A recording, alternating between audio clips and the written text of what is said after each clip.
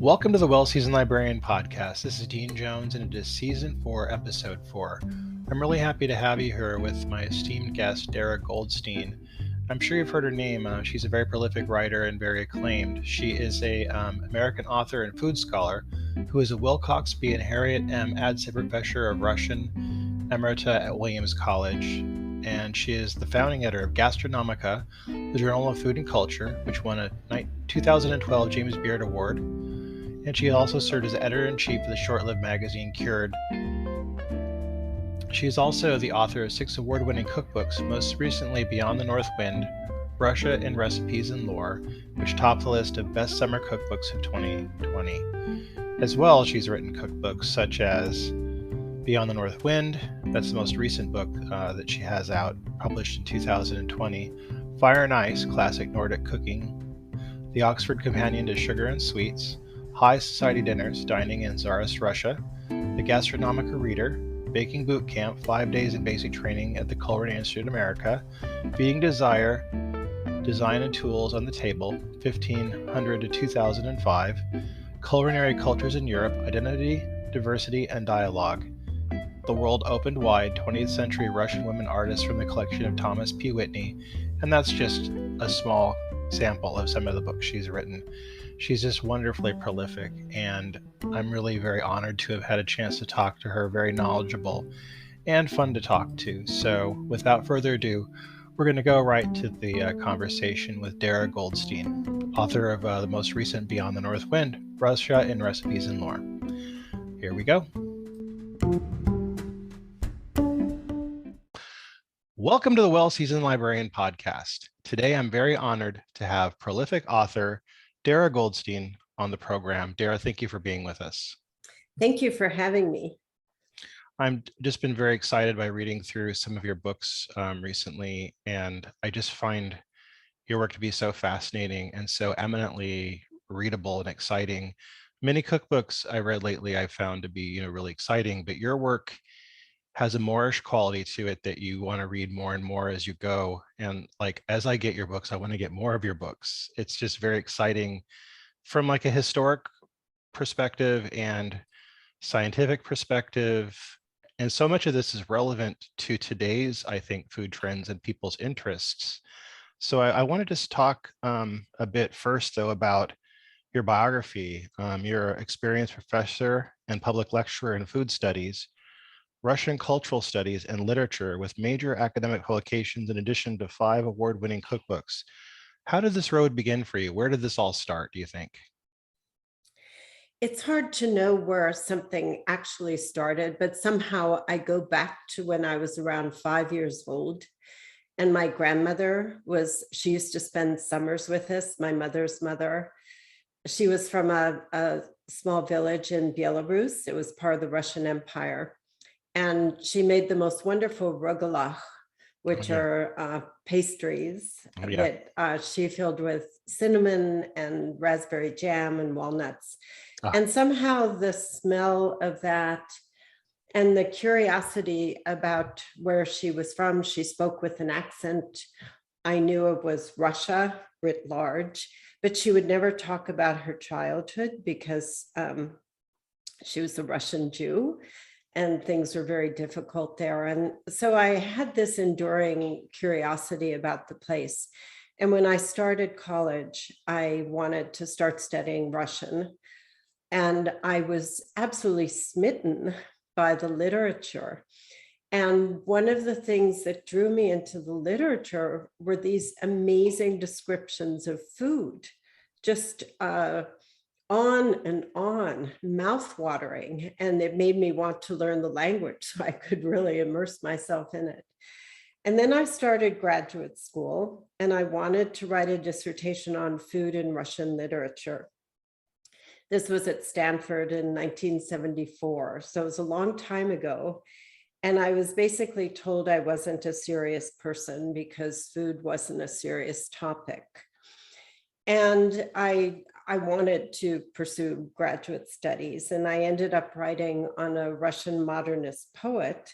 But at the same time I was studying for my comprehensive exams, I was writing down every mention of food in Russian literature.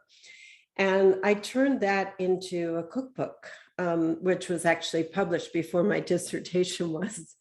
And so that is how the food and the Russian came together. Now, you studied Russian cultural studies. Did that intersect with the food when you were doing the studies for that? Did that tie into it? Well, I was really studying Russian literature. I think that the cultural studies hadn't been quite as developed then. Food is really an important part. And I realized once I started teaching at Williams, that one of the most immediate ways to reach my students was through food. I would have them over to my house. I would cook Russian food for them. It would be an easy vocabulary for them, certainly much easier than the vocabulary of literary criticism. And it was also immediate, it was sensory. And it opened up a lot. It enabled them to talk about their own food traditions. And I think that one of the best ways to communicate another culture is through food. I'm not well read in Russian literature, but what little I've read, I noticed that there was a lot of mentions of food, very sensuous mentions of food. Like Bulgakov's The Master of Margarita mentions food quite a bit. I remember the part where the cat behemoth is eating this like blinis with piled with caviar and sour cream, and Oh, yes. yeah, there's all these different mentions in different works. Did you find that like awaken some of your interest in Russian food from the literature you were studying? Oh, it definitely awakened an interest in food. I remember in a lot of 19th century Russian literature, particularly the work of Nikolai Gogol and also Chekhov.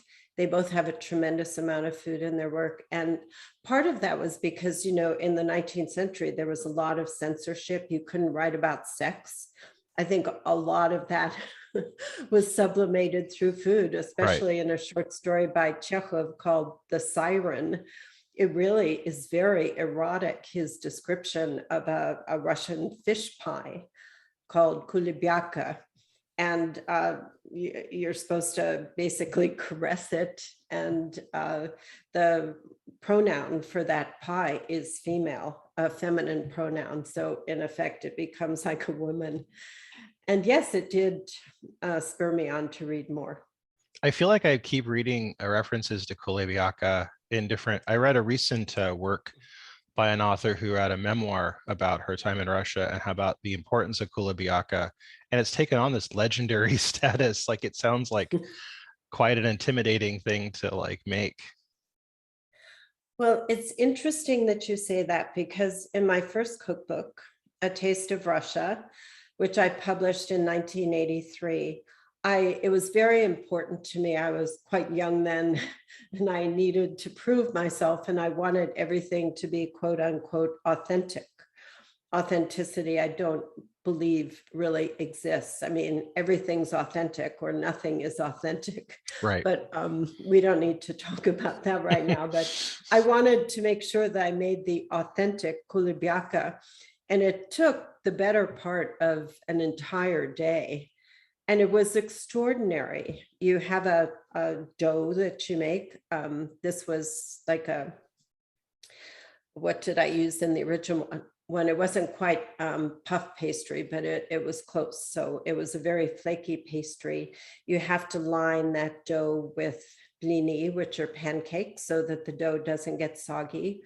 You have to have layers of salmon and sturgeon, rice or buckwheat, dill, caramelized onions, mushrooms. I even at that time was able to find the dried backbone of sturgeon, which gives this Right. wonderful gelatinous quality. I can't find that any longer, but because the sturgeons are so endangered. But Right. I made that kulibyaka, but in my most recent cookbook, Beyond the North Wind, I wanted to include kulibyaka, but I just don't cook like that anymore. And so I made a very streamlined one where you chop everything up almost like a hash and put it into a very simple dough that is made, with sour cream and it is equally delicious and equally authentic. That sounds wonderful. Now, in 2001, you founded Gastronomica, the Journal of Food and Culture. How did that come about for you, and what were some of the hurdles you went through to make that happen? It was such a wonderful project. So I began teaching at Williams in 1983.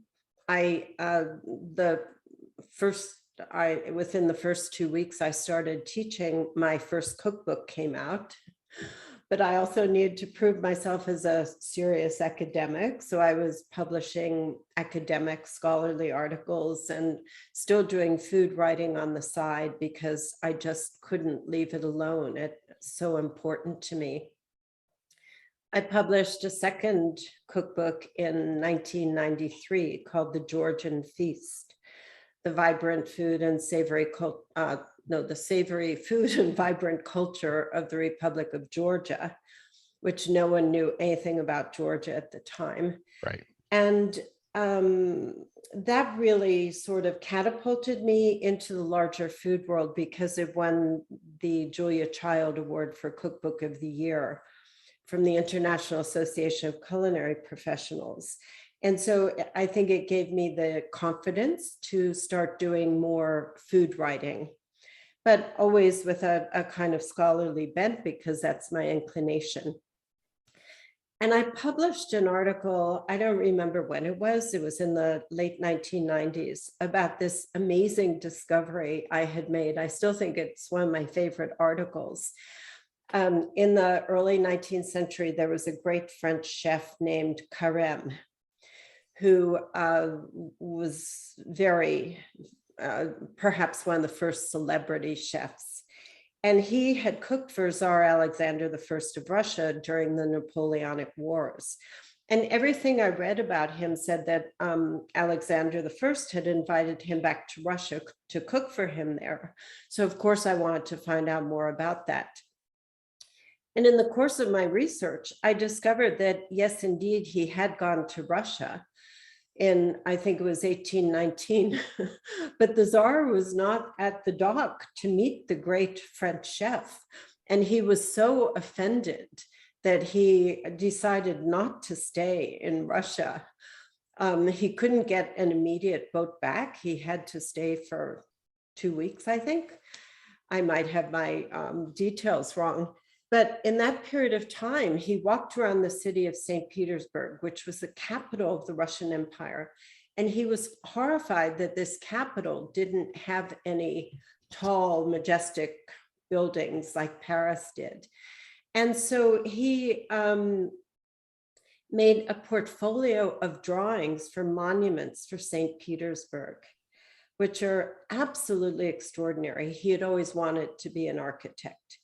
And you can see that in the pastry constructions that he made that are called pièces montées, that he made from marzipan or sugar, and all kinds of fanciful shapes of buildings and other things. So I compared this portfolio of his drawings to his designs for pièces montées and his commentary about Russia, which he hated. And I wrote this article. I got it published in a scholarly journal, the Slavonic and East European Review in London, and probably 50 people read the article. And they weren't necessarily the 50 people I wanted to read it. And I thought, there must be other people like me who are writing these articles. They're so exciting, that are filled with discovery, but they don't have an audience for it because they're being published in narrow scholarly journals without wide readership. So I decided I wanted to create a place for people like me where we could publish, but it would be a crossover journal that would also invite in people from the food world who wanted to do serious food writing that perhaps didn't have a place in, a 800-word article in a popular food magazine. Simultaneously, you were the editor of the California Studies in Food and Culture. This publication lasted up till the present time. Can you tell me about your work with that publication? So Gastronomica was published by still is published, I should say, by University of California Press. But even before the journal got up and running, I had started editing a new series of studies in food that was again it was designed so that people could think seriously about food and recognize that it is as important as anything to understanding who we are, how we think, how the world works.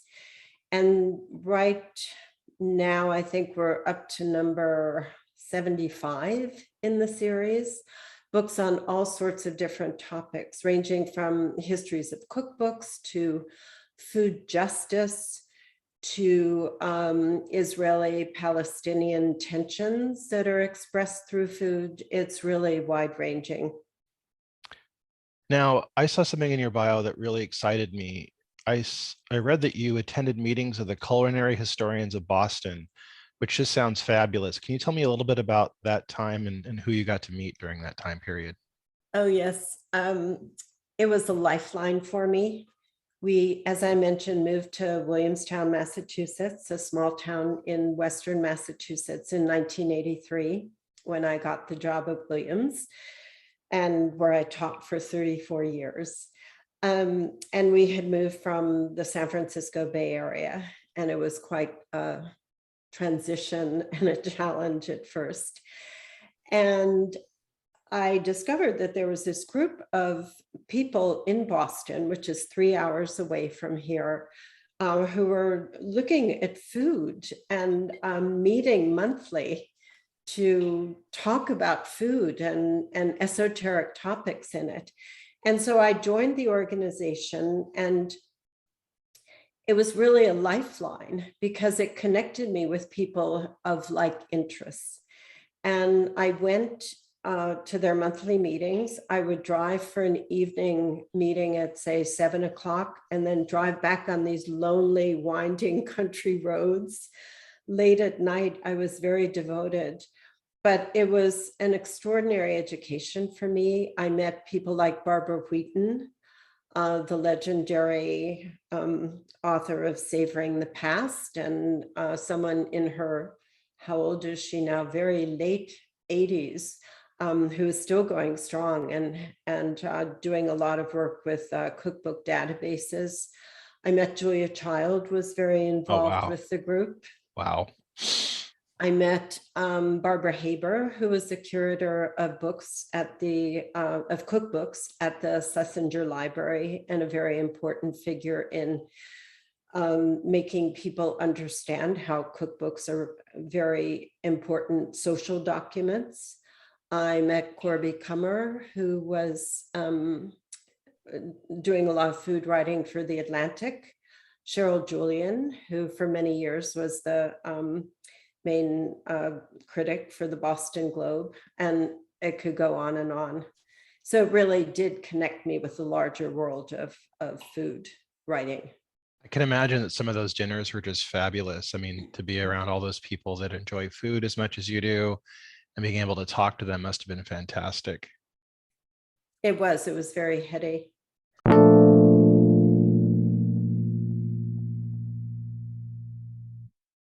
When you need mealtime inspiration, it's worth shopping Kroger, where you'll find over 30,000 mouth-watering choices that excite your inner foodie. And no matter what tasty choice you make, you'll enjoy our everyday low prices, plus extra ways to save, like digital coupons worth over $600 each week. You can also save up to $1 off per gallon at the pump with fuel points. More savings and more inspiring flavors make shopping Kroger worth it every time. Kroger, fresh for everyone. Fuel restrictions apply.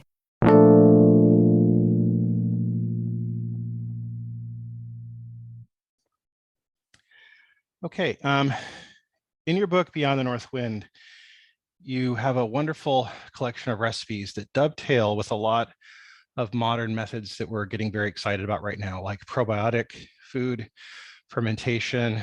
There's so many different techniques, and the food nerd in me really loves a lot of this stuff in this because it's authentic culturally, but it also kind of talks to a lot of the methods that are being talked about in food writing right now. What was some of the inspiration you had for writing this cookbook and some of the hurdles you might have had writing it. As I mentioned, I wrote a Russian cookbook in 1983, and it was really when Russia was still the Soviet Union. So it reflected recipes not just from Russia proper, but from all of the different republics, which embraced Central Asia, the Caucasus, the Baltics. And it also looked back rather nostalgically at Russian haute cuisine from Imperial Russia before the revolution. And these were a lot of French inflected dishes. So that was sort of the shape of that book. And as I thought about Russian food in the intervening years, I realized that I really want to get to what seemed to me the heart of Russian cuisine.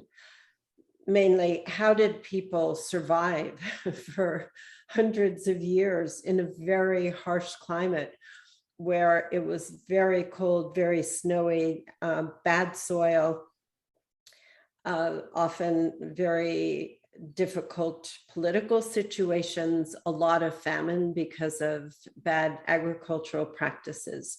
So I decided to kind of strip everything down to the most basic techniques.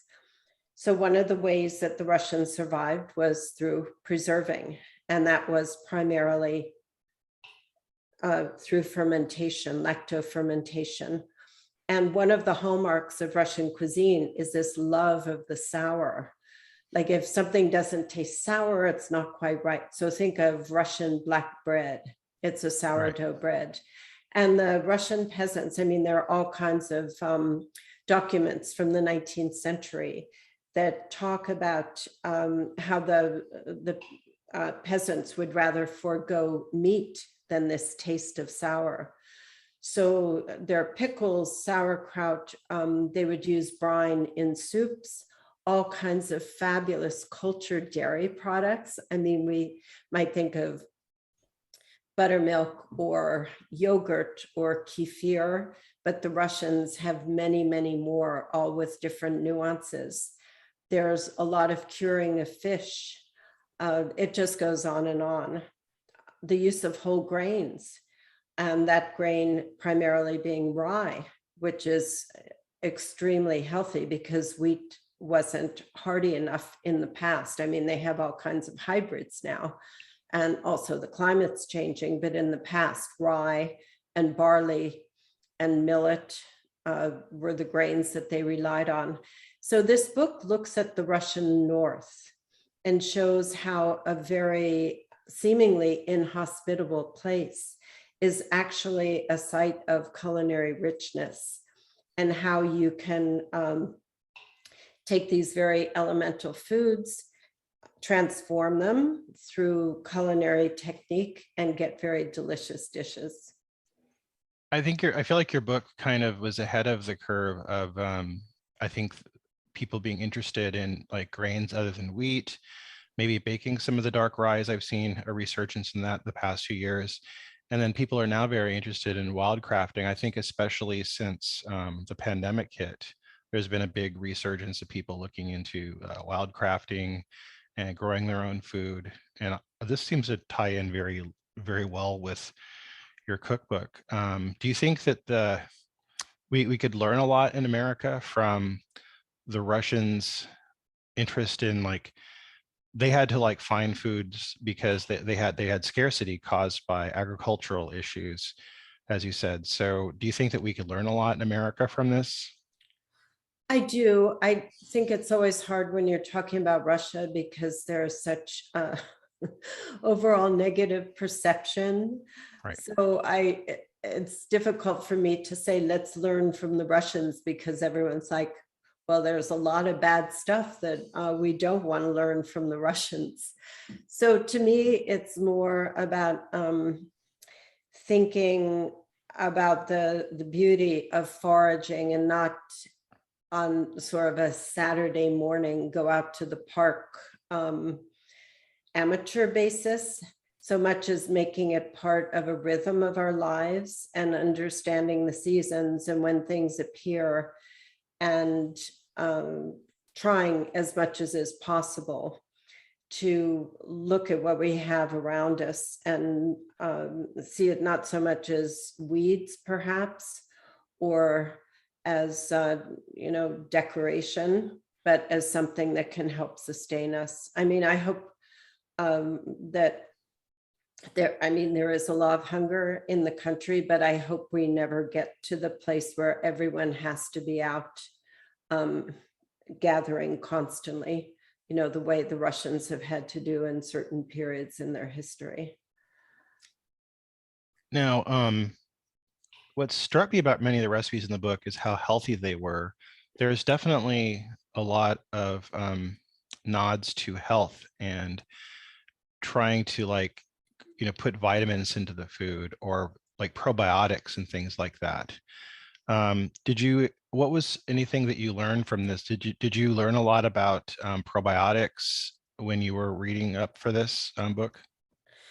Well, a lot of the reading I did was of literature from the past, and no one then was talking about probiotics, but there would be these statements by people who, were close to dying, and then they would have some sauerkraut and they would feel better, that sort of thing that you have to take with a bit of grain of salt, but there was enough of it that made you think, well, okay, this is what the Russian peasant felt made him or her feel healthy. And so there's something to it, even if they don't necessarily understand the chemistry behind it. The whole grains we know are obviously better than refined grains. One of the personal challenges I set for myself in this book, which I have to admit was quite a challenge, but also exciting, was the traditional sweetener in honey is, the traditional sweetener in Russia is honey. And Russia for centuries has been famous for the varieties and the excellence of its honey. Sir John Tradiskant, who was one of the founders of the botanical collection that became the part of the Ashmolean Library at University of Oxford, went to the Russian North in the 18th century and said, this honey is beyond belief. It's better than any I've had anywhere. And I really love sweets and I love sugar. One of my projects was editing the Oxford Companion to Sugar and Sweets. Yeah. But for this book, I decided I'm going to try and make as much as possible without sugar, going back to the old Russian way of using honey. So even for jams, for preserves, where, we just would kind of without thinking, we add sugar. Right. I worked up recipes where you use honey instead of sugar. There are a couple of recipes that do have some sugar, but for the most part, every sweet or every sweetening is honey or honey-based. Yeah, you have a beautiful recipe that is strawberry and cranberry preserves with honey. That's just, I really want to try because it looks really delicious. It is. And filled with vitamin C. Now, I've seen a lot of books on fermentation lately, and I have to tell you, many of them don't present the material well. I find like a mentioning of kvass in many of the cookbooks, you'll always have one token kvass recipe, and it doesn't sound alluring at all, but you make it sound really desirable. I think you're the first writer I've seen that makes kvass sound attractive. And I actually want to try. I'm like, I want some kvass now. I want to get some of this. This looks really good. And I want to try it because you really do bring it into its own in your cookbooks. So have you had any feedback about that, or people talking about how you might have kind of sparked this like revival of kvass in the West? Oh, if only. That's so sweet of you to say. And I have to confess that I'm not a kvass lover. It is a quintessential Russian invention.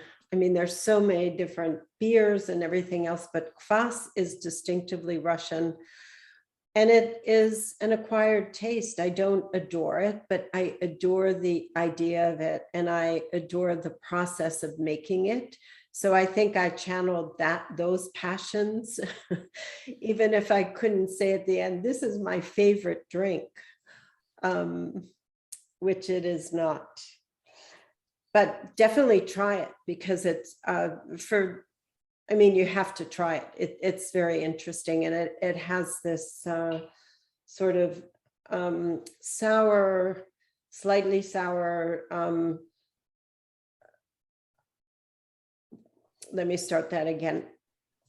It has this slightly sour, lightly carbonated profile that has a toasty taste to it, I guess I would say, from using black bread. So it's definitely worth playing with. Oh yeah, it sounds great to me. I mean, I liked you had a recipe for, I think it was beet kvass. Yes.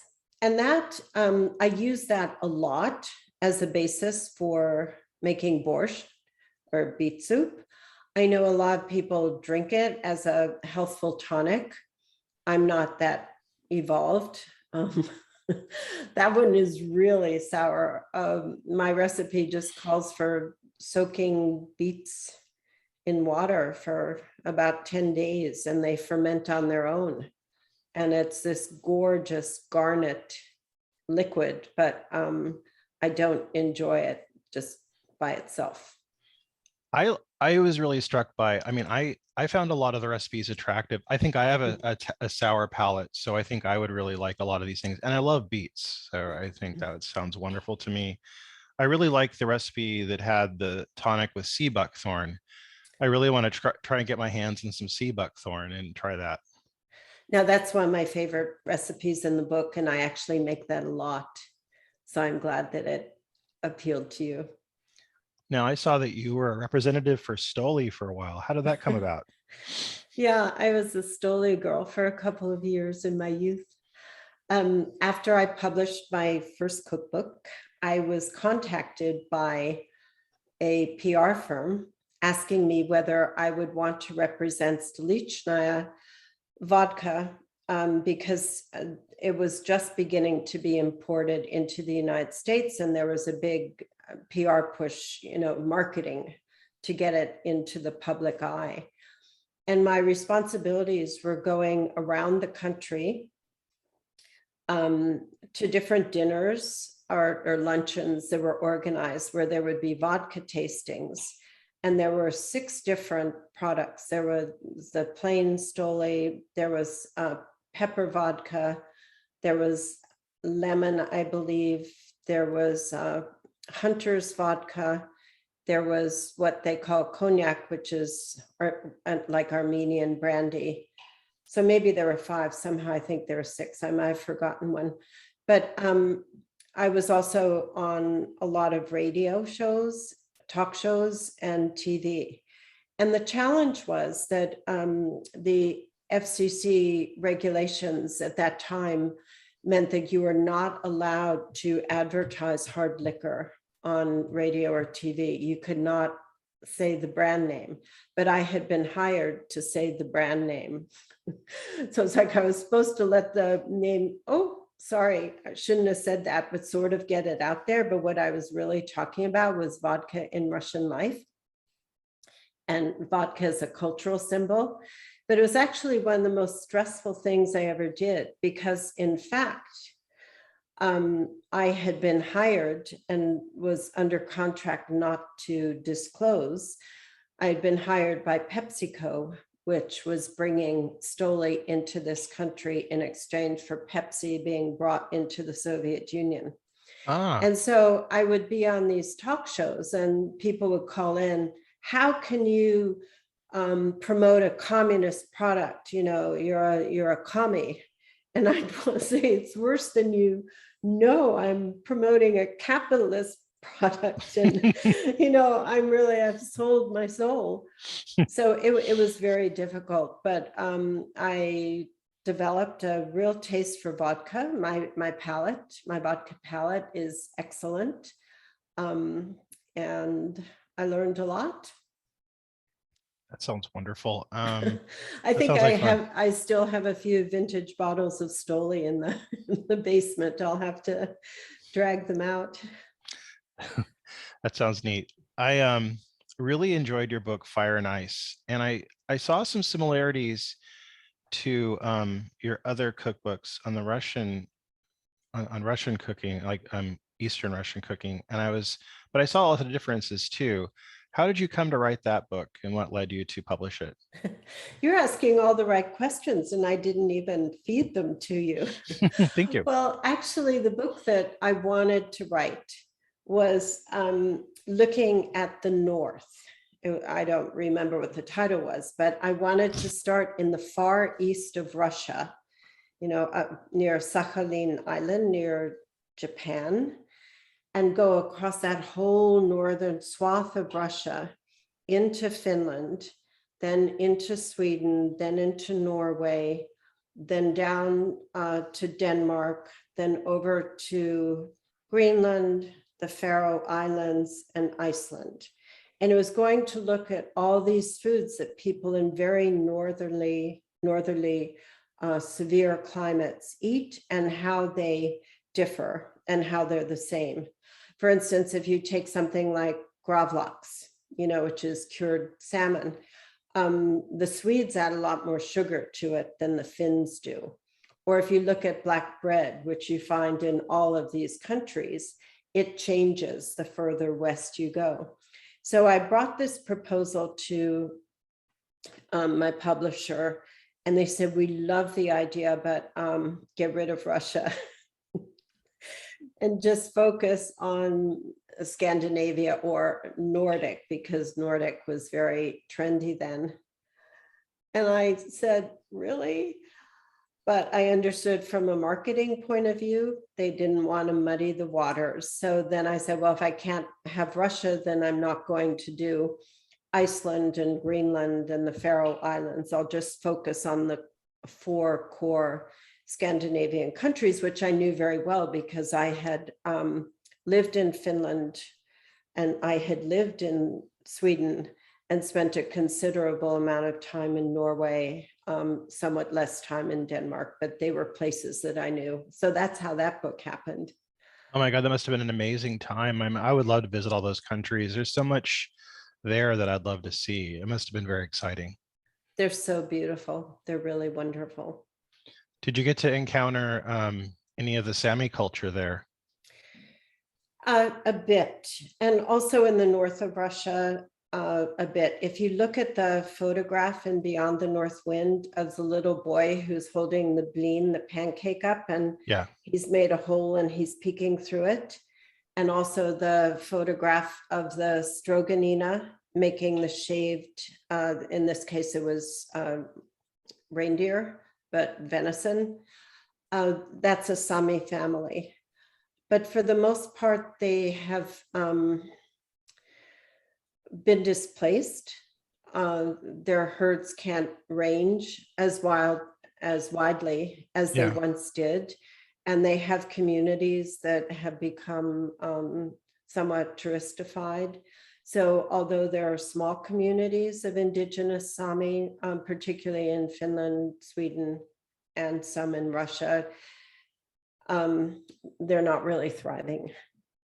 I read an article just I think a month ago about a young man in the Faroe Islands who had, I guess he had captured a whale. They went whale hunting, and it was this rite of passage for him. And he was proud of it because this is a thing that they do in his culture in the Faroe Islands. They eat whale, and I guess there was a big backlash against it. And he was so proud, and then he was depressed and despondent about it afterwards. Did you get to visit the Faroe Islands at all?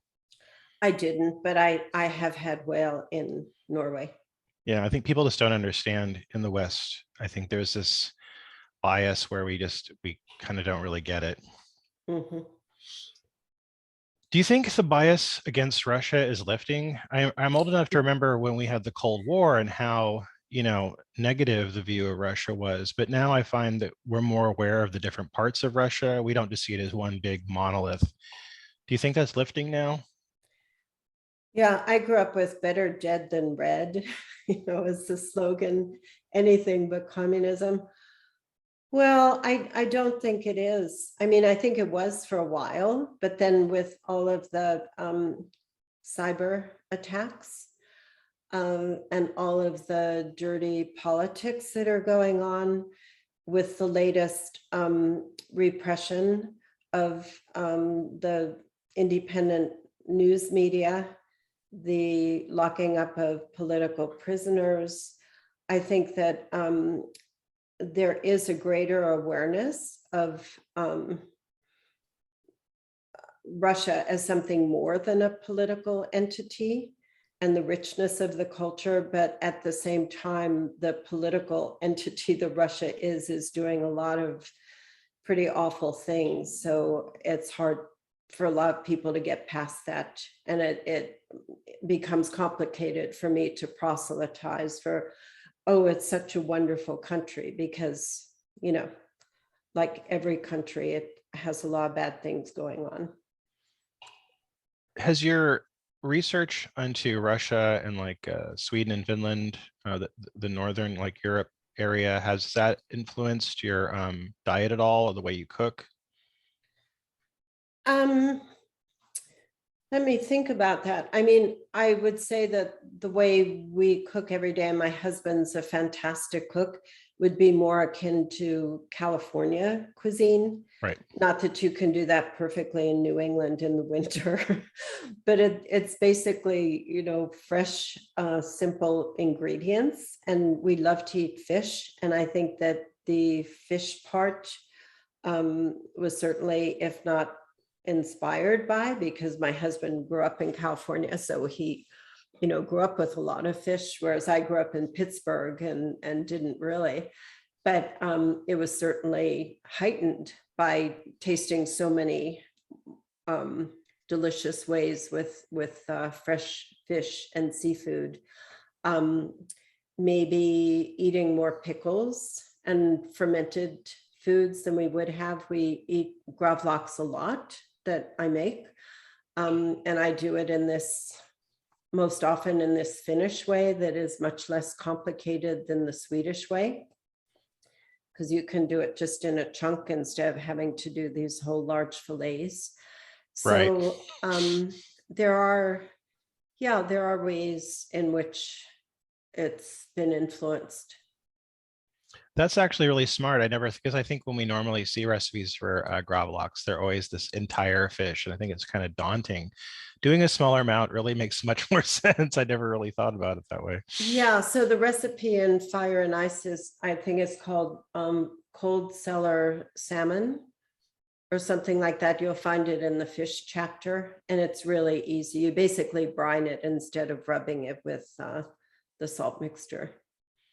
I really love the way fruits are treated and integrated into cooking in a lot of your cookbooks. And it gives us perspectives, I think, oftentimes to see different ways of preparing fruits or having them incorporated into a meal than we normally think of. I think you have a lot of really wonderful recipes in there. And I like the way fruits are treated in the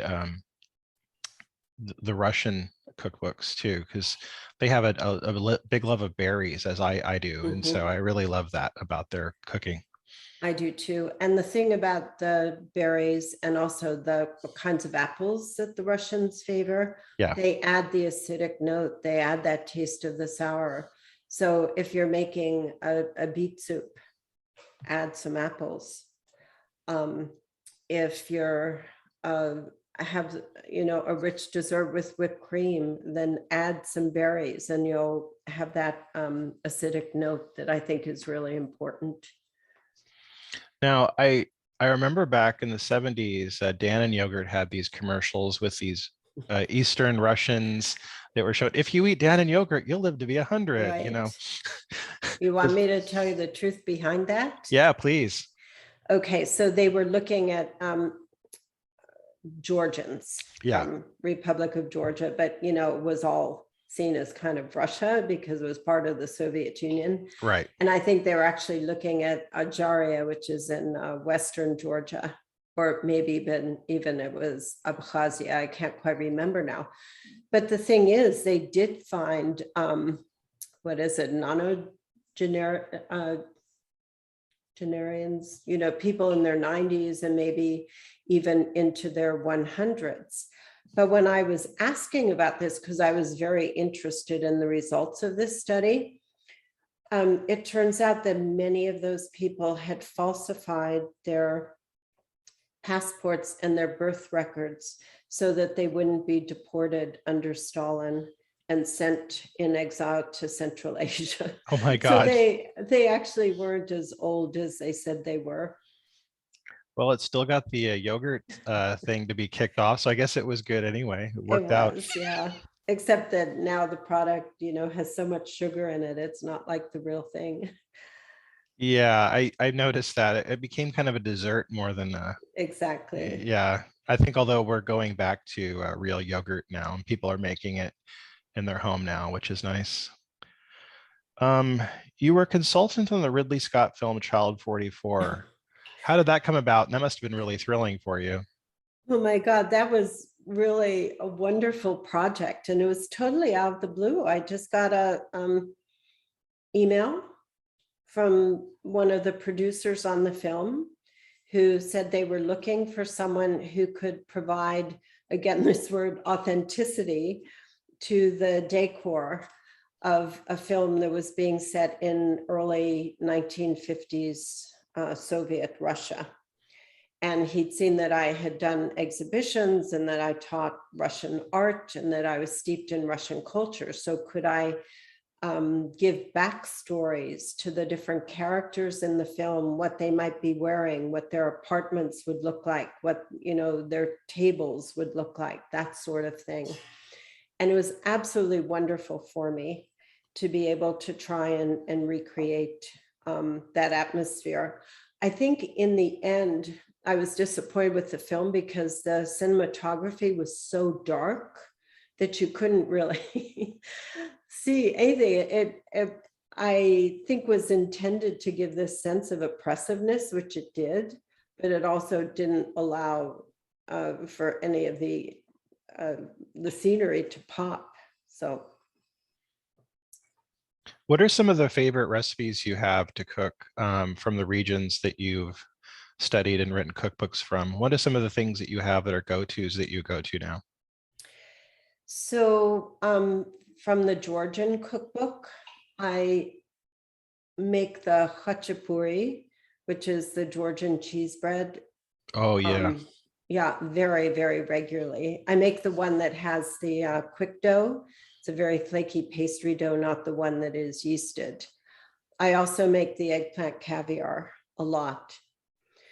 From my most recent Russian cookbook, Beyond the North Wind, I really love the buckwheat honey ice cream. It's just amazing if you happen to love buckwheat. I make the sea buckthorn tonic that we talked about, which is wonderfully refreshing and warming in the winter. The cabbage soup, I mean, I never thought, I have a whole essay on borscht, beet soup versus cabbage soup, and I was always in the borscht camp. But having researched the old way of making cabbage soup, I never thought I would be a convert. But the recipe for, what do I call it? 24-hour cabbage soup. I can't even remember the name I gave it, but it is the cabbage soup recipe in there where you actually caramelize the sauerkraut and you freeze it. So you do it in stages. It takes quite a long time, but again, it's this idea of entering into slow cooking and just, being relaxed about things. But the freezing and then the unfreezing and the caramelizing, excuse me, the freezing and the unfreezing and the caramelizing all contribute to this incredible depth of flavor in that soup. And that's one of my favorites. We don't and really... I make the, sorry. Okay.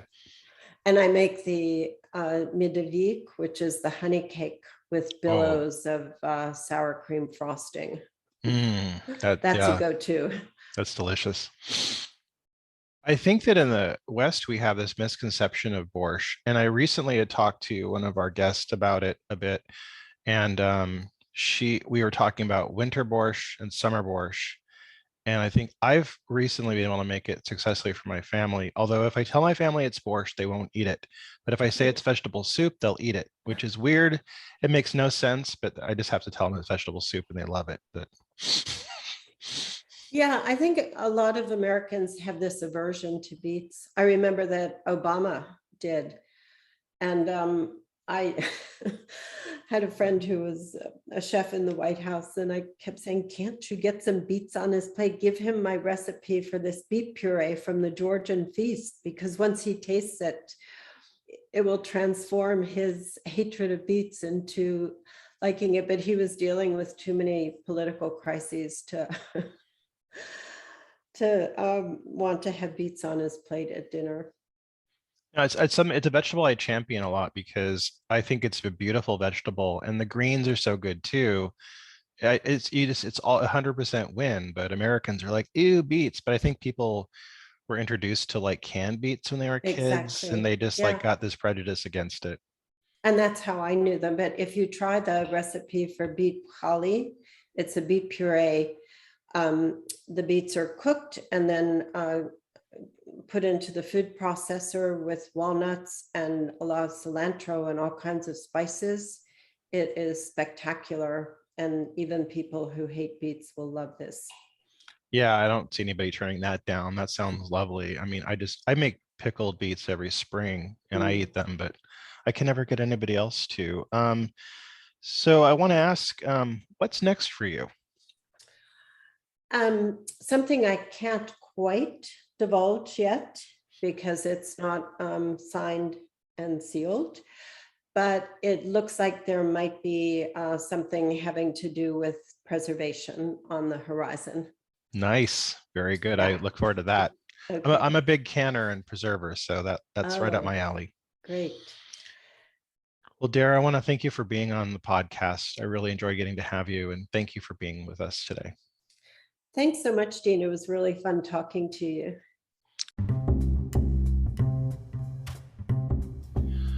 That was my conversation with Darra Goldstein, the author of Beyond the North Wind, Russian Recipes and Lore, and many more books.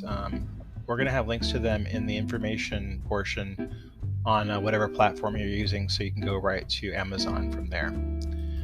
Our next guest we're going to have on the show is Christy Denny, the author of Scrumptious from the Girl Who Eats Everything. She is the prolific author of From the Girl Who Eats Anything blog that you've seen online, and she's got many wonderful, great recipes that you can look at on her website. The cookbook is very wonderful too. I really urge you to get it. I feed a large family, as you've heard from my other interviews, and having Christy Denny's cookbook around really helps feed my family every week. She's got great recipes that are very useful, accessible, and easily doubled and tripled if you have to. So definitely want to recommend. Christy Denny is going to be here on Monday the 15th. So tune in then, and you'll hear that conversation. Hope you have a great weekend, and until next time, happy cooking.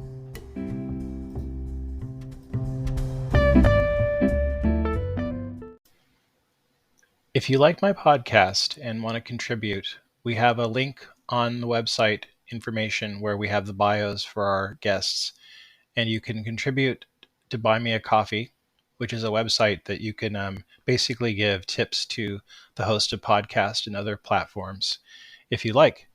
So if you want to leave me a tip to purchase a coffee, I appreciate your gratitude.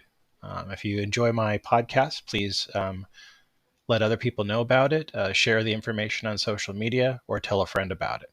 Thank you very much.